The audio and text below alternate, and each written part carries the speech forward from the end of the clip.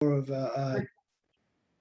this is a little more of a generative workshop than I think some of the others are. So I hope you're ready to engage that way. I want to start out by just talking about narrative poetry in general. I always fancied myself a fiction writer, which I still do quite a bit of. And I was in college getting a master's degree. And I don't know, I had this notion about poetry that there was a big secret to it, that oftentimes some of the poems I was reading, I didn't feel like I was relating to right away. And then the professor in that class gave us a book by Phil Levine called New and Selected Poems. And I started to read these poems, and they were stories. They were about people and places and experiences. And they were readily accessible, and they were beautiful. And it's still my favorite book of poetry to this day. And I think that's really all we need to know as a definition, is that narrative poetry is about telling a story. And poetry does a lot of other things, and it does it well.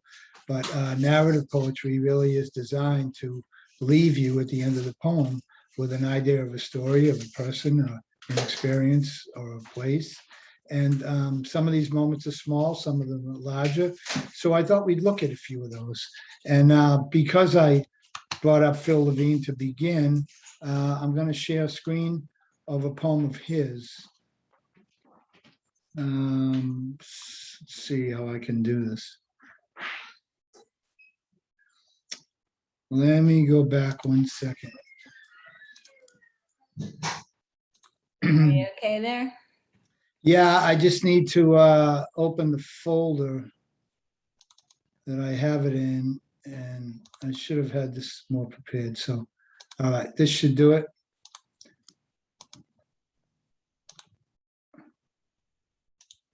Clicking around here we go. So this is a poem called Baby Beyond by Phil Levine. Can you all see that, or should I make it bigger? Somebody need bigger, a little bigger? Okay. Zoom to, let's go to 75. Okay.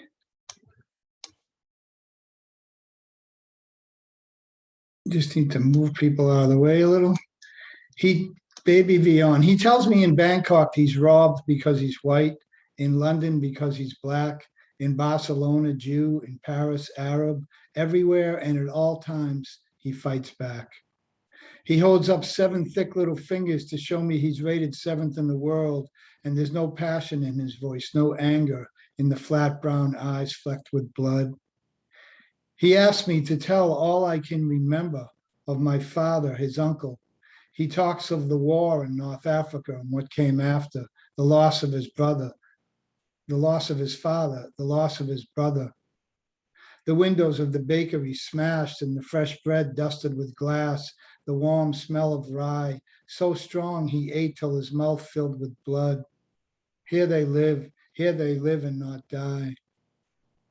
And he points down at his black head ridged with black kinks of hair. He touches my hair, tells me I should never disparage the stiff bristles that guard the head of the fighter.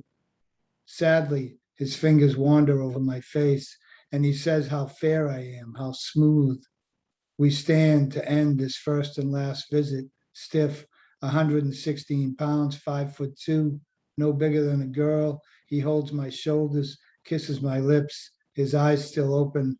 My imaginary brother, my cousin, myself made otherwise by all his pain. So I think you can feel like you have a pretty good portrait of a person coming out of that piece of narrative poetry. I think narrative poetry does other things too. Sometimes it captures a moment that's enlarged, or a moment that's very small, right? And let's look at a poem by Jennifer Martelli that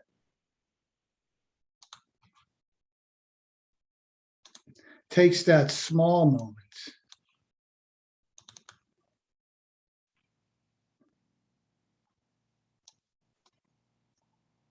I'm sorry. Where did everybody go? There we go.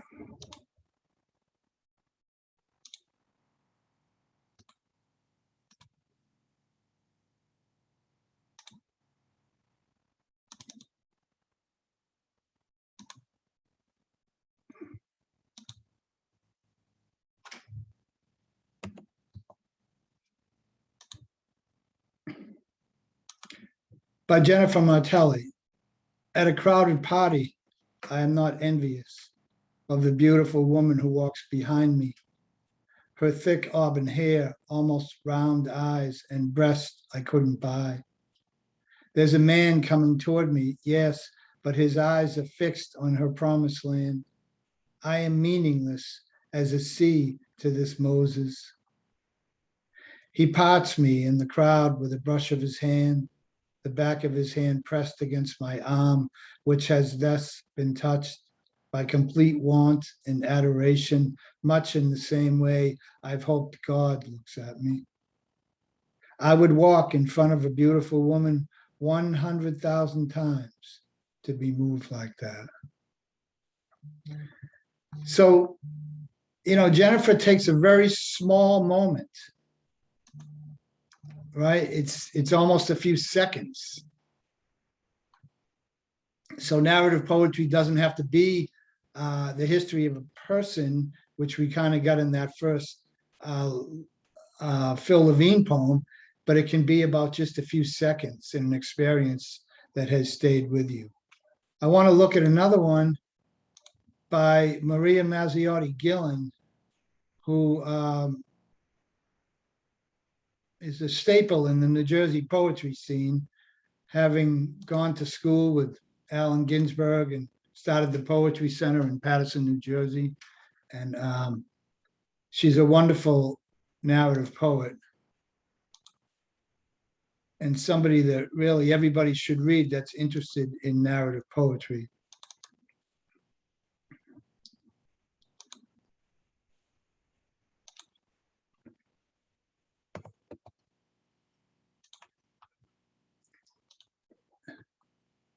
Maria always likes to talk about how there can be wonderful language in poetry and wonderful imagery going on and wonderful attention to the lines and the form.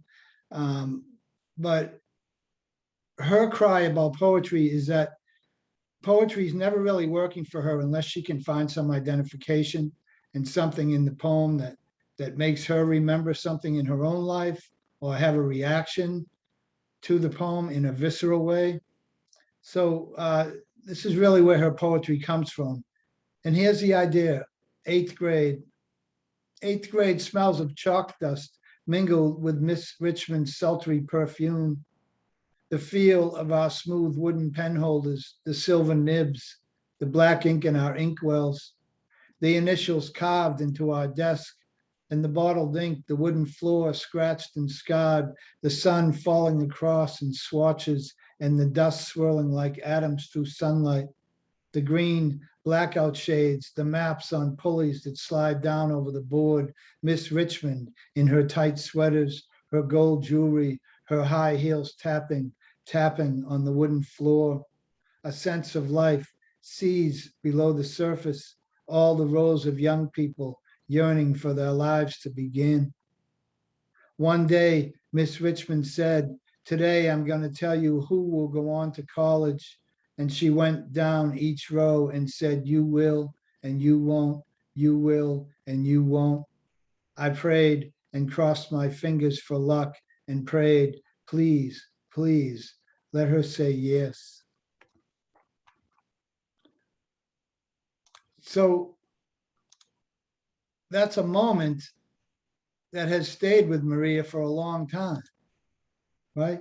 She's into her 80s now, and that poem wasn't written, probably a decade or so ago. So, we have bigger moments that last in our whole lifetime. We think of narrative poetry as small, tiny moments. We think of narrative poetry as people and painting portraits of people. I want to read you a poem from my latest book called Set in Stone. And I have to get a little pub in there. my son, after he graduated college, packed up the car and drove out to Oakland, California, all the way across the country to start his new life.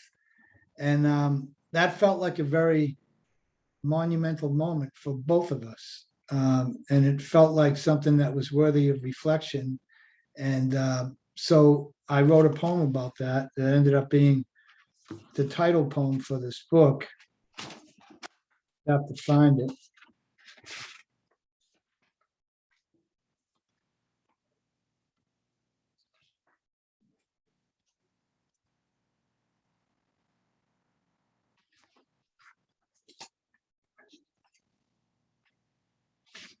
Page 24.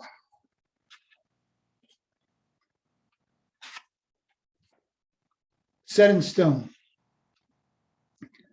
A rosary that was my mother's tucked in the glove compartment of his car, and a copy of Exile on Main Street with instructions to play track 6 when he hit some lonesome desert highway. I love him so much my chest hurts, thinking of him riding off into his own life, me, the weeping shadow left behind for now. I know I'll see him again, but it's ceremony we're talking about after all. One growing up and one growing older, both wild curses. A train blows its horn, the light rising beyond the harbor, a dog barks from a car window, and the nostalgia, always dangerous, hits me like a left hook. I'm trapped between the memory and the moment, the deal we make if we make it this long. The markers of a life, the small worthwhile pieces that rattle around in my pockets, waiting to be set somewhere in stone. So I bring your attention back to that line. I'm trapped between the memory and the moment. And I think that's a lot of what narrative poetry is for me. It's these things that are kind of frozen in time that I feel like deserve some type of a story and some explanation of a story or some display of a story. And I think that's what a lot of narrative poetry does. It captures these moments that take us by surprise, or sometimes at moments that we aren't so surprised at. Like a moment like that, I knew was going to be a very big deal for me, that my son was leaving, to drive 3,000 miles away. And I was left behind to boo-hoo the whole day, right? So, I think narrative poetry is really wonderful for just, I had a friend years ago that used to say, I may not be much, but I'm all I think about. And I always thought that was great because my poetry is so kind of self-centered that way. It's about people I grew up with, people I knew. I don't know if you saw the written introduction to the class, but I grew up in Revere, Massachusetts, just outside of Boston, and I'm sure by my accent that's no giveaway. But I've been influenced by the people and the memories and the stories my father told me, and the places on the beach where I worked as a young man, as a kid, and even though I've moved on from that city, those things won't let me go, and I keep revisiting them. And I think narrative poetry is a really good way to get back in to those things that may have been kind of locked away in our memory and not given the time they deserve with our writing. So I'm kind of haunted by my origins and my neighborhood and my young life. And the more I write about it, I find that the more I uncover.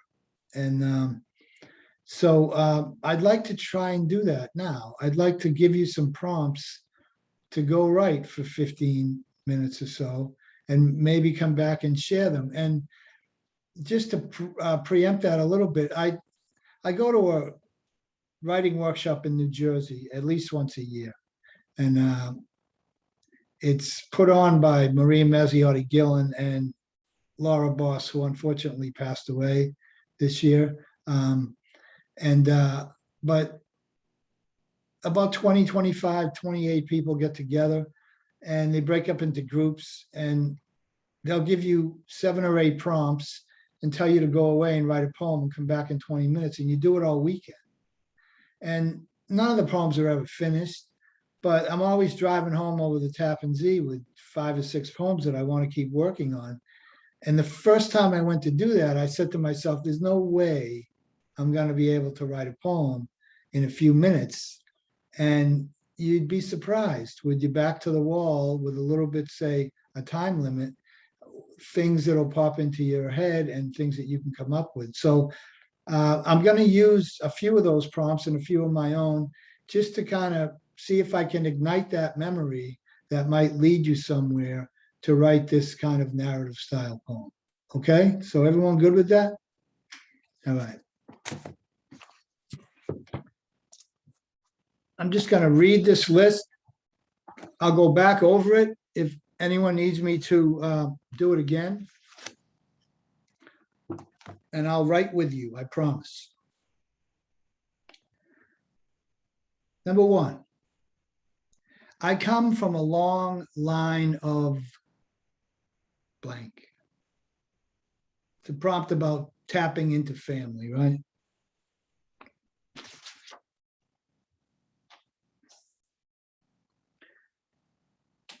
Here's a simple prompt. I'd forgotten until now. I'd forgotten until now.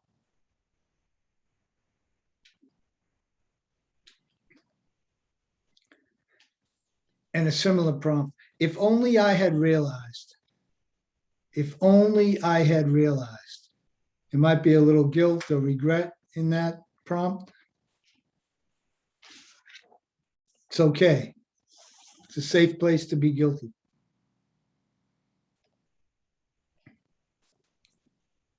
Write about a photograph that you remember or that means something to you.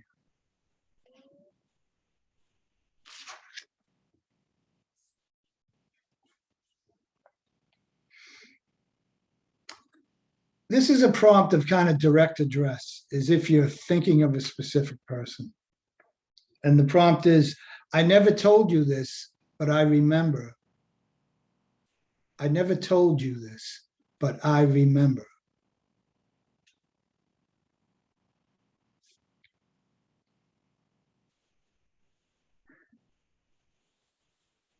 And because the Irish in me can't get enough of the guilt prompts, I'm going to give you another one.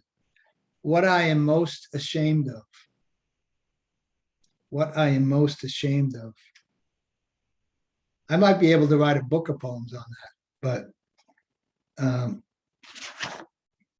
couple more.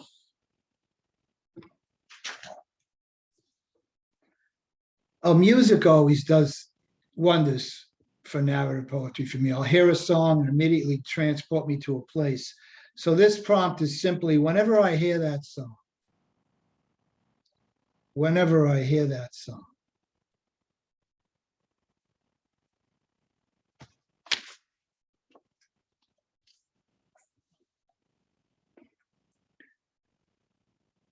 Two more.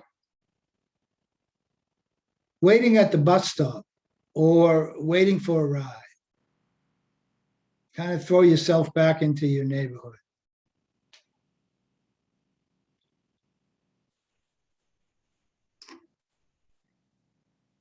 And we'll steal one from Maria and say, write about 8th grade.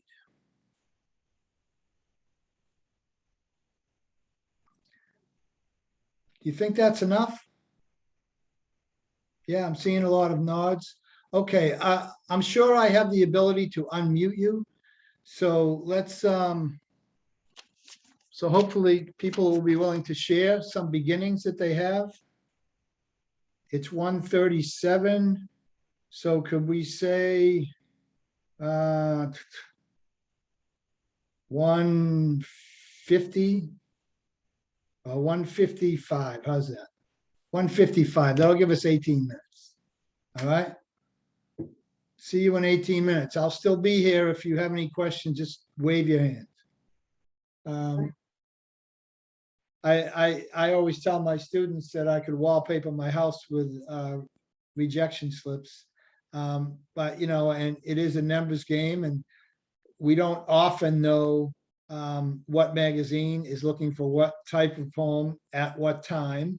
That seems to be in flux and always changing, and sometimes good work that we all produce just doesn't fit. That's just the nature of the game. But I think there are some places, and I'm going to drop these in the chat, that well, let me see if I can share the screen.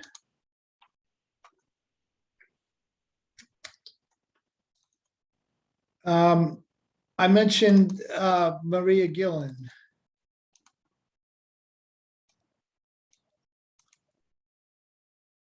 See if I can get this to come up.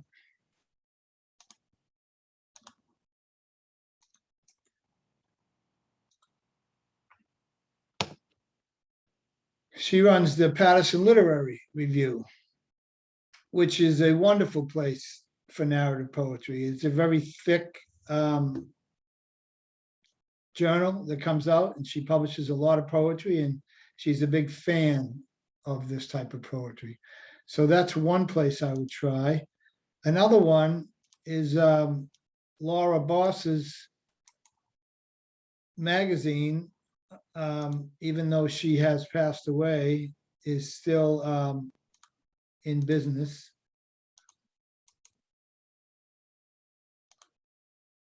And that's called Lips. And that's a New Jersey magazine. I'm going to drop all these links in the chat for you so you can have them, but just to give you a little visual there.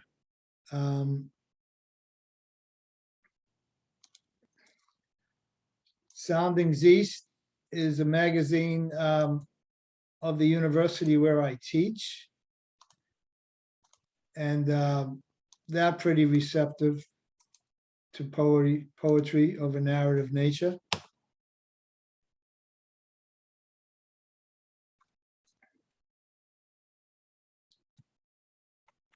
That's the latest issue. And I found Tiferet Journal.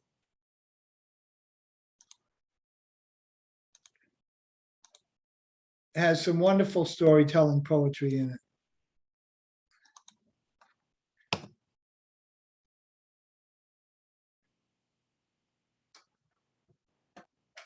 These are some that just jump out at me. Do you all know what New Pages? Are you familiar with that? Okay. Well, if some of you aren't, I will pop that up there too. I find myself sometimes just going to New Pages and looking around to see what's up with the latest journals or new journals particularly. And it's a free site, and hundreds of literary magazines. And you can just kind of look through them and get a sense of them, about what they're publishing, and see if it feels like it's in your wheelhouse.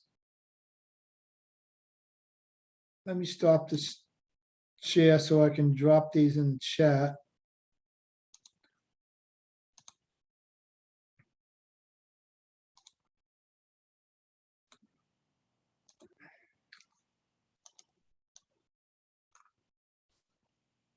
I think I can do this. I'm always a little bit technologically challenged, but I had to teach on Zoom for a year, so I got a little bit better at it. As I say that, I guess I didn't get that good at it. Well, there, I think I got it. All right, wonderful. So I want to end by just reading a poem for you that I took from the very first prompt that I gave you, and that ended up getting published in a journal and ended up in this Set in Stone book, and where my whole rant on Revere in the beginning, where I grew up, I thought this would be an appropriate way to go out.